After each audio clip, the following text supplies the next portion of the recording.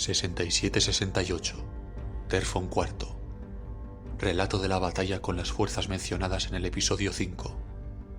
La primera batalla terminó con la derrota del Imperio y la consecuente victoria de Khorne, facción liderada por Draxus, que logró la anexión del regimiento 18º y 34 de Infantería de las FDP de Sacristán, que se rebelaron en medio de la batalla.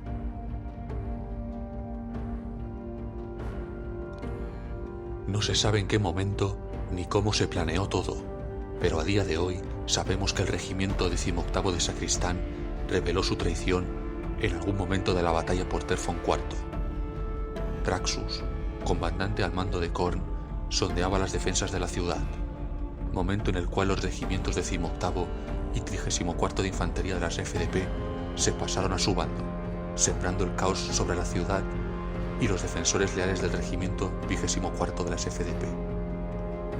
Estos fueron atacados por sorpresa, perdiendo una gran cantidad de hombres y viéndose obligados a retroceder y conceder al enemigo los anillos externos de la ciudad. Se replegaron y atrincheraron para proteger las defensas interiores de Terfon IV, haciendo una última defensa a la espera de lo que llegase antes, la ayuda o la muerte. Mientras sobrevive la resistencia desesperada en los interiores de Terfon IV, los refuerzos rompen el asedio. Los Adeptus Astartes y refuerzos de las FDP provocan la retirada de Khorne, recuperando así el control sobre la ciudad. El regimiento 24 de las FDP de Sacristán aguantó heroicamente frente al enemigo, comandados por Caecilius, el cual defendía la posición Casta Exercitus con el grueso de supervivientes, mientras que su fiel compañero Guldbrand, a quien convocó a la ciudad tras sus sospechas de las primeras semillas de traición, defendía el generatorium principal. No obstante, la reducida fuerza de Caecilius no era comparable con la de Guldbrand, que había visto en primera fila cómo los regimientos de las FDP traidores habían acabado con la mayoría de los hombres de su destacamento el día anterior. Cuando toda esperanza estaba perdida y las tropas del caos y traidores parecían insuperables, apareció la ayuda. Los ángeles del emperador acudieron a la defensa de Terfon IV. Ángeles oscuros motorizados hicieron su presencia comandados por el lieutenant Artemius Dallas, acompañados instantes después de algunos hermanos de la apreciada primera compañía. Pero no fueron los únicos ángeles en acudir. Desde el cielo llegaron los feroces colmillos plateados del capitán Petronius Onag, empleando su cápsula de desembarco personal, mientras más hermanos de la sexta compañía hacían su irrupción en un rhino procedente de la base marina de la ciudad, donde habían hecho retroceder a las hordas caóticas que se abalanzaron sobre ellos a la espera de refuerzos.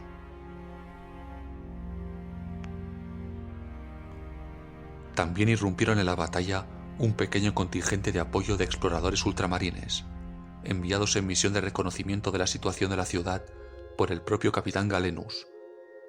Pero no estaban solos.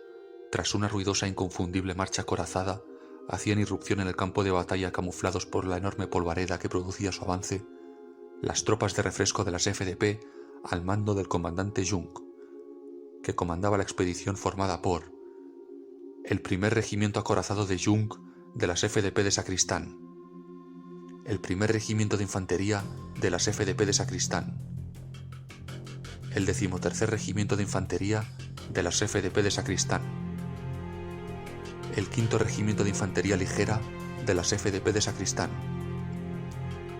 el 6º regimiento de infantería ligera de las FDP de Sacristán. El mensaje era muy claro y había sido comprendido por todos los combatientes. Terfon IV debía ser recuperada a toda costa por su importancia estratégica. La batalla fue enormemente sangrienta. Se infligieron múltiples bajas entre las filas caóticas. Los ángeles de la muerte y el puño del emperador no se hicieron distinciones. Cultistas, renegados, mutantes, hermanos caídos, rebeldes y demonios cayeron por igual. No hubo muchos supervivientes. La mayoría de los prisioneros capturados fueron desertores de las filas del caos, de aquellos regimientos traidores que habían depuesto las armas ante la abrumadora superioridad imperial, especialmente tras la muerte de su comandante Axer y el comandante Roger, en cuyo mando residían ambos regimientos antes de la rebelión. Tras la derrota del Caos y las fuerzas rebeldes, se procede a la creación de la primera Legión Penal de Sacristán, integrada por los regimientos capturados tanto del Regimiento 18º como del 34º de Infantería de las Fuerzas de Defensa Planetaria de Sacristán.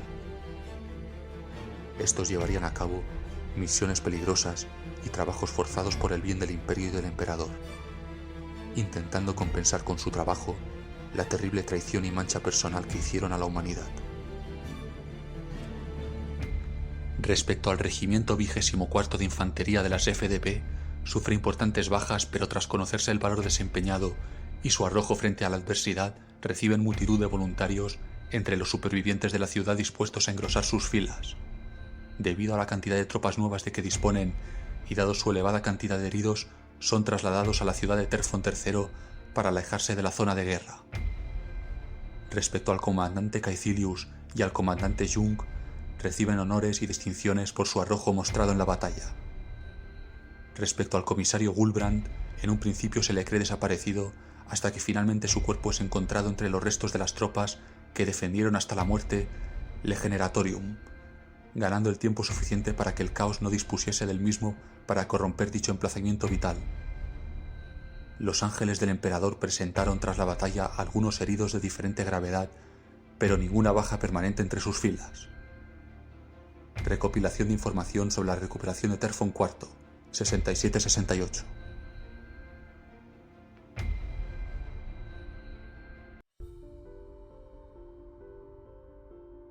Planeta Sacristán.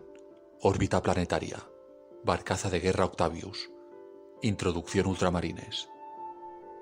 Cuando los hermanos de batalla ganan el ascenso a las filas de las compañías de batalla, normalmente se incorporan a la quinta compañía. En las filas de ultramarines, esto significa un redespliegue a un ejército cruzada, una nave de guerra del capítulo o una zona de guerra distante. De todas las compañías de batalla, la quinta es la más prolija y la que más ha viajado. De hecho, es raro que esta compañía luche en solitario, porque sus combatientes recorren las estrellas en busca de amenazas para el reino del emperador. Galenus estaba a bordo de la barcaza de guerra Octavius, la cual había reunido a un buen número de hermanos de batalla. A su lado se encontraba el capellán del quinto capítulo, Togur Tarkin.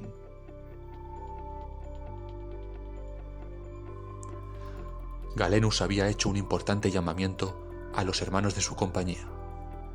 El sector Badab había permanecido solo y en un estado casi desconocido durante demasiado tiempo desde que se apagó el Astronomicon. A su compañía se le había encargado la sagrada misión de recuperar el contacto con el sector, sofocar las posibles rebeliones e invasiones que padeciese y hacer que recobrase la fe en el emperador por el bien del imperio. A esta labor se habían unido algunos hermanos de batalla de otras compañías y de incluso otros capítulos.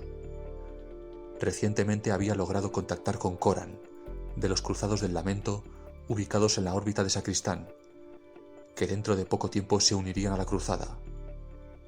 Por otra parte, el mariscal Héctor Urial, del Astra Militarum, también había reunido a una buena cantidad de regimientos, y estaba también reuniendo sus fuerzas en torno a la órbita de Sacristán. Miró para sus adentros y sonrió. Era un día propicio para hacer historia y conseguir que el mundo sacristán volviese a estar bajo la luz del emperador. El hermano Gabriel Decimus, bibliotecario jefe de la quinta compañía, estaba llegando a la órbita de Sacristán a bordo del crucero de asalto Accipiter, con una treintena de hermanos de batalla y su apotecario de confianza, Joyce Agacinus, que había sido enviado a una misión clasificada en la ciudad de Terfon III por orden directa suya, Omega Prime. También había enviado a un par de escuadras de combate a la fortaleza de los Colmillos Plateados, situada en el continente central, con misión de reconocimiento para evaluar el estado del planeta con un informe detallado por parte de los Colmillos Plateados, recabar información útil sobre el planeta y las fuerzas hostiles, así como el estado del gobierno imperial. Para ello envió a su fiel lieutenant Ivor Ansgar. también entablaría contacto con algunas fuerzas de ángeles oscuros que ya se encontraban sobre el planeta. Hacía mucho tiempo que Galenus había dejado de ser un novicio, y si algo había aprendido es que la información era muchas veces la más potente de las armas y que un asalto organizado, pese a ser más lento, solía ser mucho más efectivo. Galenus, capitán de la 5ª Compañía de Ultramarines, órbita Sacristán.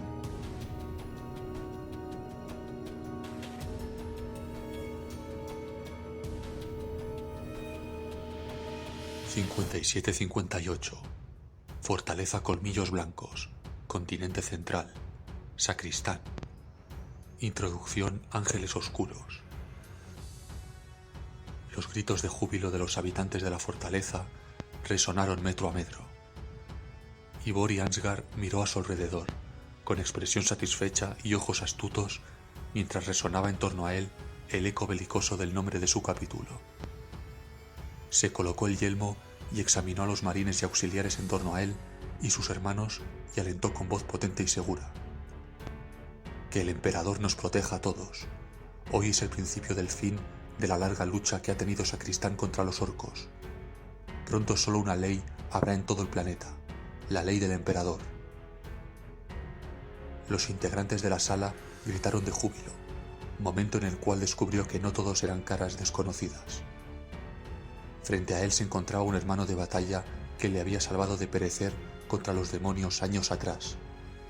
Se trataba del Lieutenant Artemius Dallas, de los Ángeles Oscuros. Inclinó la cabeza para saludar a su viejo compañero de armas, Artemius. «Me alegra contar con tan valiosa ayuda», comentó.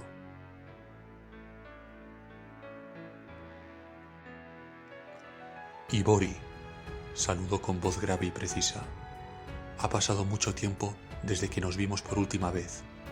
Si volvemos a combinar nuestras fuerzas como antaño, terminaremos con esto muy rápido». El veterano Lieutenant llevaba una armadura que había conocido tiempos mejores. Llevaba muchas semanas luchando en el planeta sin tregua ni descanso. Los orcos no parecían tener fin, ya que por más que cosechaban victorias, seguían creciendo y propagándose como una plaga. Pero ahora todo sería diferente. Artemius era un valeroso aliado y no venía solo. La cruzada al mando de Galenus podría marcar la diferencia entre pasar unos cuantos inviernos en el planeta o unos pocos días. Fortaleza Colmillos Blancos. Residencia temporal de las fuerzas de Ángeles Oscuros al mando del Lieutenant Artemius Dallas.